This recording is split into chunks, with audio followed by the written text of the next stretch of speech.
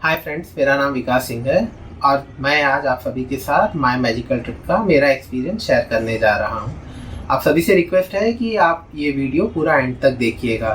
तो हुआ कुछ ऐसा था कि जनरली हम कहीं भी मॉल्स में या कहीं मूवी देखने जाते हैं तो वहाँ गेट पे कोई एक ऐसा बंदा खड़ा होता है जो कूपन्स देता है और आपसे आपका नाम और नंबर मांगेगा। नॉर्मली हम नंबर और डिटेल शेयर नहीं करते हैं, बट इस बार ऐसा हुआ कि वो जो बंदा था वो बहुत ही ज़्यादा रिक्वेस्ट कर रहा था कि सर प्लीज़ आप अपना नाम और नंबर शेयर कीजिए, इसमें आपको कुछ नहीं है, इसमें अगर आप सेलेक्ट हो गए तो आपको गिफ्ट मिलेगा।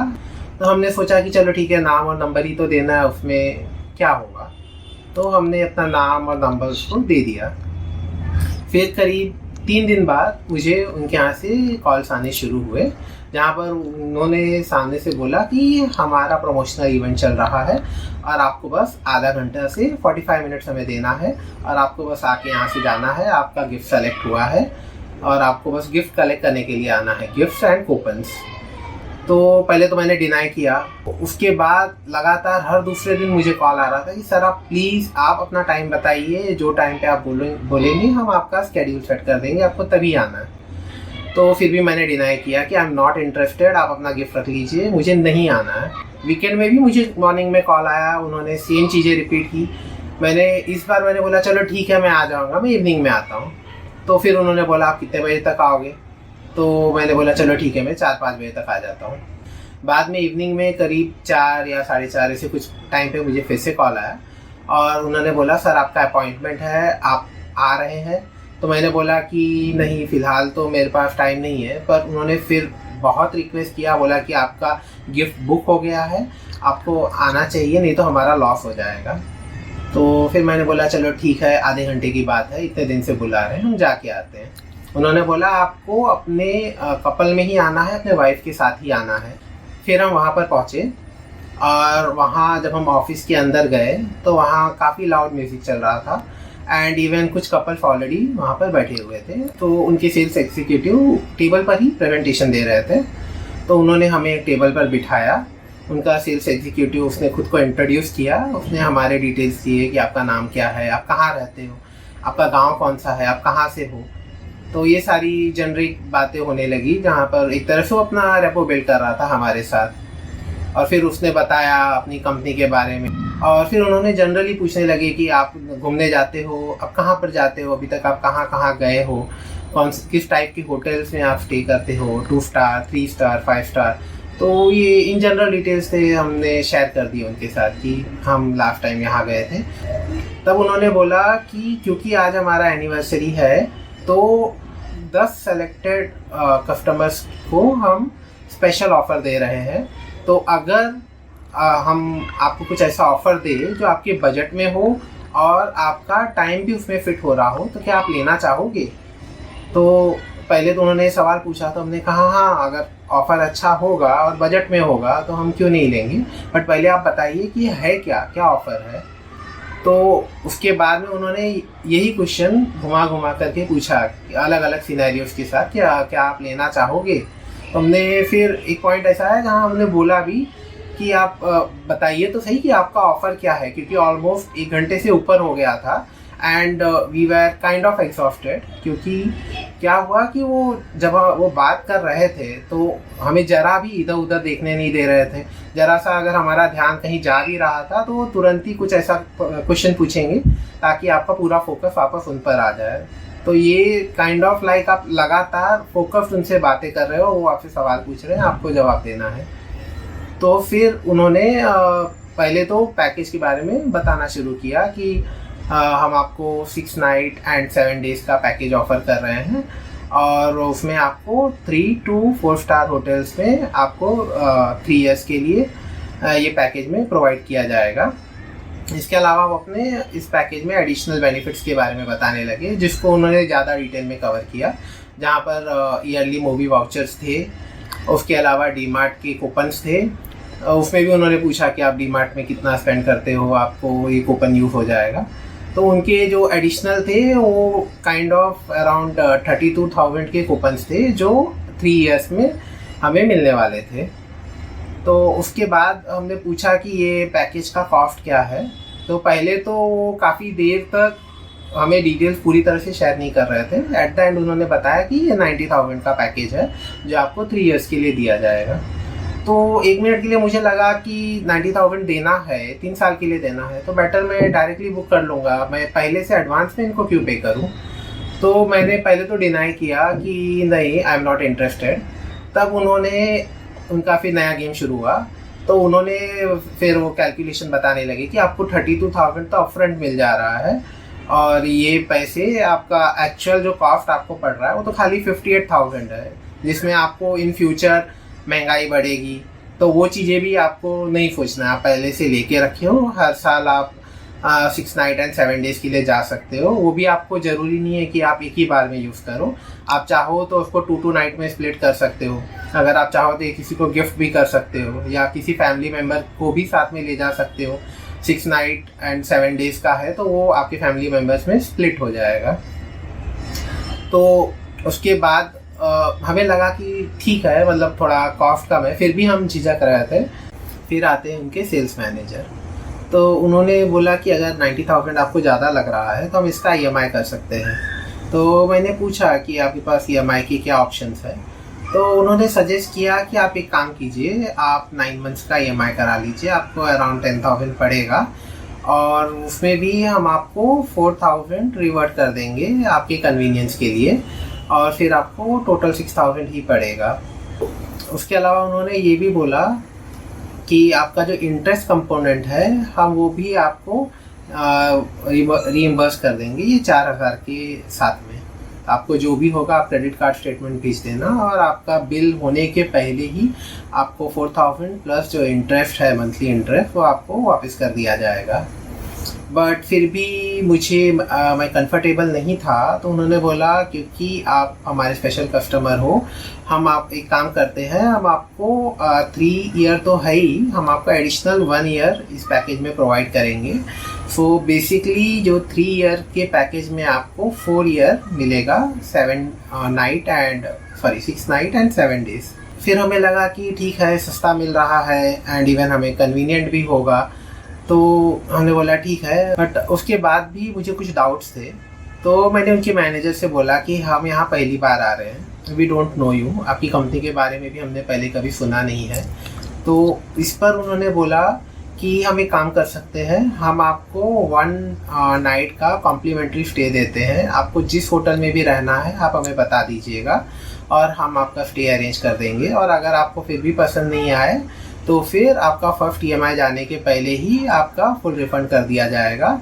और अगर सपोज पैकेज लेने के बाद भी अगर आप कंफर्टेबल नहीं हो तो still we will do the complete refund, आपके पूरे पैसे आपको वापस कर दिए जाएंगे। मैंने ये पूछा भी कि पेमेंट जब होता है तो वो तो मर्चेंट के अकाउंट में चला जाता है, तो आप रीइंबर्स करोगे? तो उन्होंने बोला कि पेमेंट मर्चेंट के पास आता है, बैंक कुछ नहीं कर सकती, लेकिन अगर मर्चेंट चाहे तो आपका पूरा अमाउंट आपको रिवर्ट कर सकता है। तो इतना एश्योरेंस देने के बाद, उसके अलावा उनका पैकेज भी मुझे ठीक लग रहा था, वो एडिशनल भी दे रहे थे, तो मैंने सोचा कि चलो ठीक है। बट फिर भी मैंने उनसे पूछा कि स्टिल मुझे 1 दिन का टाइम चाहिए होगा, मैं आपको कल तक कंफर्म कर देता हूँ। तो इस पर उन्होंने बोला कि ये पैकेज जो है आपको ऑन टेबल ही डिसीजन लेना होगा, आपको यहीं पे पेमेंट करना होगा, आपको डिसीजन लेके तुरंत पे करना होगा। तो मैंने बोला मुझे फिर भी कुछ टाइम चाहिए होगा। तो उस पर उन्होंने बोला कि मैं ऑलरेडी आपको एश्योरेंस दे रहा हूँ, हम इसलिए आपको कॉम्प्लीमेंट्री भी दे रहे हैं, और अगर आपको फिर भी नहीं पसंद आया तो हम आपका रीइंबर्स कर देंगे, फुल अमाउंट आपको रिफ़ंड कर दिया जाएगा। फिर उसके बाद में वो अपना एग्रीमेंट ले आए इस पैकेज के बारे में, उसमें जो भी डिटेल्स थी। तो हम फिर वो एग्रीमेंट मैंने रीड करना स्टार्ट किया। बट स्टिल जब मैं एग्रीमेंट रीड कर रहा था, एक तो म्यूज़िक काफ़ी लाउड था। मेरे वाइफ ने बोला भी कि आपका म्यूज़िक इतना लाउड क्यों है, क्योंकि हमें बात करने में भी आवाज़ प्रॉपर, मतलब ज़ोर ज़ोर से बात करना पड़ रहा है, और इवन जो एग्रीमेंट था उसको रीड करने में भी थोड़ा फोकस ज़्यादा करना पड़ रहा था।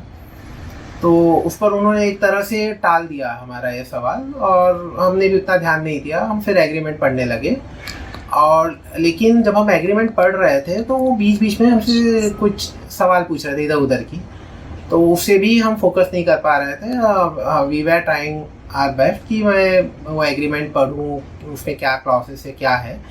और ऐसा आई कैन रिकॉल एक पॉइंट ऐसा आया जहाँ पर उन्होंने बोला कि ये same agreement domestic as well as international package दोनों के लिए है। और जब हम मोस्टली हमने 1 पेज 2 पेज, मुश्किल से 1 पेज रीड किया था, तब तक उन्होंने बोले कि ये जो टर्म्स एंड कंडीशन है ये सारे आपके लिए एप्लीकेबल नहीं है। और बातों ही बातों में वो फिर हमें सीधा सेकेंड लास्ट पेज पे ले गए जहाँ पर जो उनके अदर बेनिफिट्स थे, डिमार्ट एंड मूवी वाउचर्स, वो हमें शो करने लगे कि ये आपके लिए एप्लीकेबल है। तो फिर हमने उसको गो थ्रू किया। फिर हम लास्ट पेज पे आए जहाँ पे मेंबरशिप डिटेल्स थी सारी। वहाँ पे हमने देखा 1500 PN लिखा हुआ था। तो हमने उनसे पूछा ये 1500 क्या है। तो उनके सेल्स रिप्रेजेंटेटिव ने बोला कि ये जो 1500 है ये आपका एनुअल मेंटेनेंस चार्ज है। ये it's just basically a tax जो हम आपसे एनुअली लेते हैं, और ये आपको तभी देना है जब आप बुकिंग करोगे।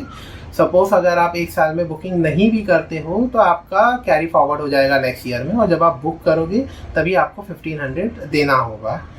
बट यहाँ पर कैच ये है कि उन्होंने हमसे ये नहीं बताया कि ये 1500 एक्चुअली पर नाइट है, और for yearly for 6 night stay actually हमें उनको 9000 रुपीज़ पहले पे करना होगा ताकि हम उनकी सर्विसेज ले सकें। तो उसके बाद हमने एग्रीमेंट साइन किया, और फिर उन्होंने बोला हमें कुछ आपके फ़ोटोज़ लेनी है as a customer. Agreement sign करते ही जब हमने पेमेंट कर दिया तो वहाँ पे उन्होंने अपलोड किया, सबने तालियां बजाई, उन्होंने अनाउंस किया कि हमारे प्राउड मेंबर है। फिर हम गए, उन्होंने हमें 2 गिफ्ट बॉक्सेस और एक एनवलप था, वो दे करके हमारा फ़ोटो क्लिक किया। उन्होंने बोला हमारी तरफ से गिफ्ट है। हमने उनसे पहले पूछा था कि हम आपकी सर्विसेज कैसे लेंगे, तो उन्होंने बोला था हमारा वेबसाइट है। इवन एक पॉइंट पे उन्होंने अपना रेटिंग भी शो किया था गूगल पे, which was 4.7 for assurance on their service. तो बट एट द एंड इतना कुछ हो चुका था कि उन्होंने हमें ये डिटेल शेयर ही नहीं किया था कि हम एक्चुअली बुकिंग कैसे करेंगे, उनको रीच कैसे करेंगे। और ये सब इतने जल्दी में हुआ। वो गिफ्ट जैसे ही हमने साइन किया, उन्होंने पेमेंट लिया, वो सीधा गिफ्ट ले करके हमें स्कॉट करके बाहर लेकर आए, और यहाँ तक कि हमें हमारे व्हीकल तक उन्होंने ड्रॉप किया। तो फिर ये सब हो गया था। We were a bit happy क्योंकि हमारे साथ पहली बार हुआ था, हमें पता नहीं था कि मेंबरशिप क्या है, ये पैकेजेस क्या होते हैं। तो जब हम घर पे आए उसके बाद मैंने उनका वेबसाइट ओपन किया टू सी कि उनके पास क्या क्या ऑप्शंस है, कौन कौन से होटल्स हैं। तो मैंने ये देखा कि उनका वेबसाइट लैग कर रहा था, even it was stuck at a point. तो फिर मुझे लगा कि इनका वेबसाइट तो काम ही नहीं कर रहा है, और बुकिंग्स के लिए उन्होंने बोला था हम वेबसाइट रेफर कर सकते हैं। तो जस्ट टू एक्सप्लोर मोर मैंने सोचा हम एक बार फिर से उनका एप्लीकेशन एंड एग्रीमेंट देख लेते हैं कि कैसे क्या करना है, बुकिंग कैसे करनी है। तो फिर जब हम एग्रीमेंट से गो थ्रू करने लगे तब मैंने नोटिस किया ये 1500 का जो पॉइंट था वो एक पॉइंट पे लिखा था पर नाइट, जो कि हमें एक्सप्लेन नहीं किया गया था। इवन जो बुकिंग करना होगा वो 30 डेज इन एडवांस करना होगा।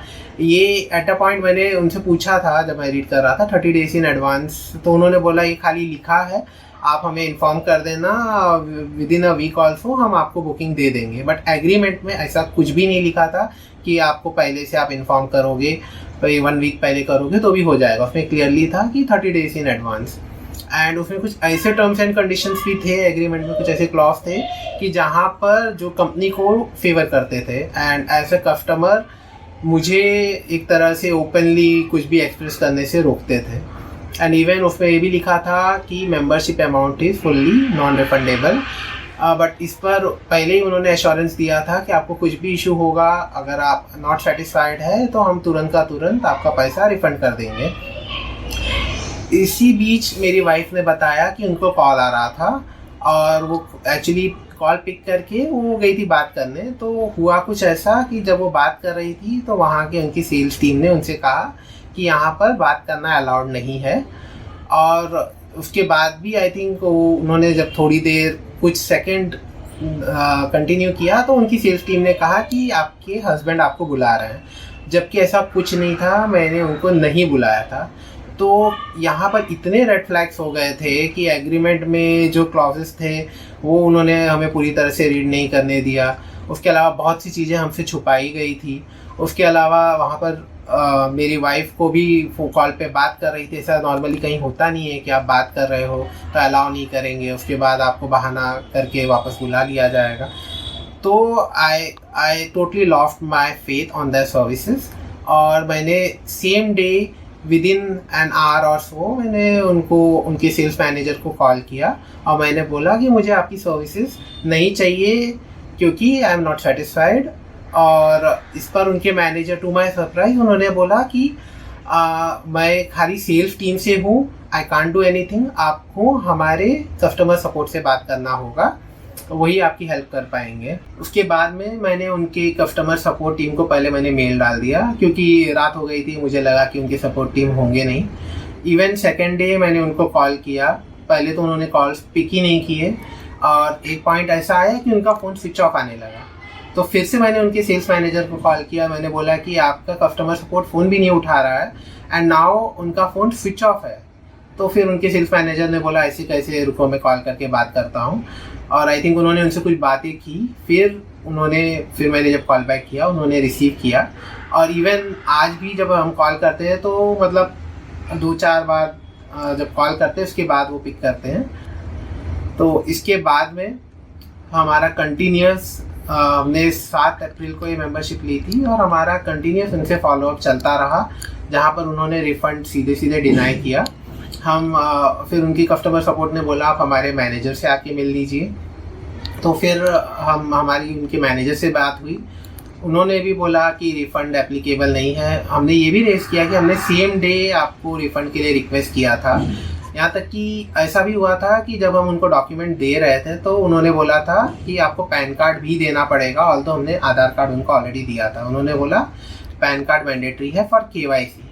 तो मैंने उनके मैनेजर से बोला आपने ये कहा था कि KYC के लिए मैंडेटरी है, तो आपने मेरा मेंबरशिप प्रोसेस क्यों किया? क्योंकि मैंने ऑलरेडी मैसेज किया था, मेल डाला था कि मुझे मेंबरशिप कैंसिल करना है। तो उन्होंने बोला कि वो मिसकम्युनिकेशन था, आपका आधार के बेसिस पे हो गया। तो मैंने उनसे बोला कि जब मैंने आपको कैंसिलेशन रिक्वेस्ट सेम डे डाला है तो आपने प्रोसेस क्यों किया? तो उन्होंने बोला कि हम कुछ नहीं कर सकते, हम खाली यहाँ जॉब करते हैं। मैंने बोला कि जो कर सकता है आप अपने जो मैनेजमेंट है उनसे हमारी बात कराइए। तो उन्होंने बोला कि मैनेजमेंट तक आपकी सारी रिकॉर्डिंग्स, आपके मेल्स गई है, हमारे MDs, हमारे मैनेजर मना कर रहे हैं कि हम रिफ़ंड नहीं देंगे एज पर कंपनी पॉलिसी। तो हमने ये भी कहा कि नॉर्मली कोई भी सर्विस हम लेते हैं और अगर कस्टमर को नहीं चाहिए वो service, he can ask for refund. खाली आप एक पॉलिसी बोल करके एक लाइन का कि नॉन रिफंडेबल है, आप 90,000 हमारा होल्ड कर रहे हो। 90,000 अर्न करने में कितनी मेहनत और कितना टाइम लगता है, but still they completely ignored us. उन्होंने बिल्कुल भी, उनका हेल्प करने जैसा नेचर ही नहीं था। उन्होंने सीधा बोला कि हम खाली यहाँ जॉब कर रहे हैं, हम कुछ नहीं कर सकते, हमारे मैनेजमेंट, हमारे MDs डिनाई कर रहे हैं कि हम रिफ़ंड नहीं देंगे एज़ पर कंपनी पॉलिसी। तो मैंने बोला अब क्योंकि आप हेल्प नहीं कर सकते हो तो फिर आप कोई ऐसे से बात कराइए जो हेल्प करे। तो फिर उनके मैनेजर ने बोला मैं नहीं हेल्प कर सकती हूँ तो आप हमारे कस्टमर सपोर्ट से बात कीजिए। तो मैंने बोला, कस्टमर सपोर्ट ने बोला आप हमारी हेल्प करोगे, आप बोल रहे हो आप कस्टमर सपोर्ट से बात कीजिए, तो मेरा इशू तो सॉल्व ही नहीं हो रहा है। तो फिर उन्होंने बोला, उनकी कस्टमर सपोर्ट ने बोला कि हम आप अपने लीगल टीम से बात कराएंगे।